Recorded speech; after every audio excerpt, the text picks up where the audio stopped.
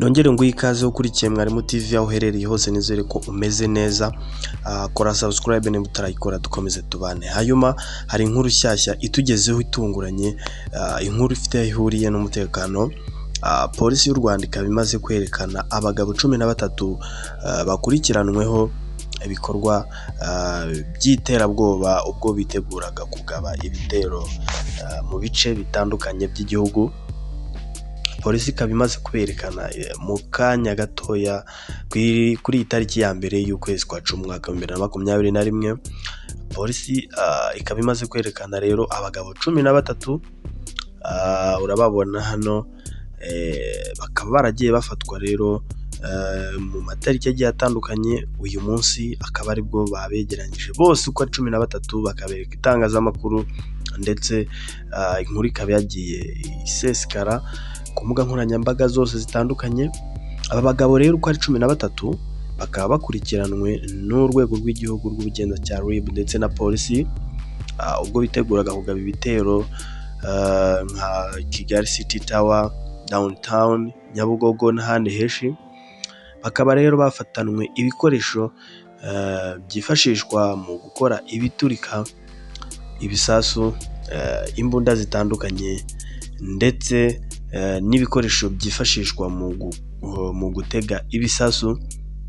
Hanyuma bakaba rero bamwe muri bo bavuze yuko babigiyemo babifashijwemo n'inshuti zabo, abandi bakavuga ko batari babizi yuko ari wo mugambi.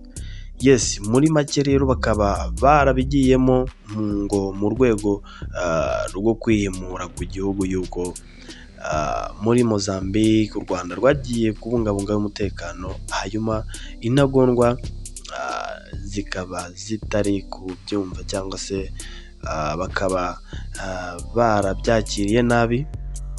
Hanyuma abangaba bafashwe, bakaba bafashwe uyu mugambi wabo utaragerwaho, ukaba waburijwemo.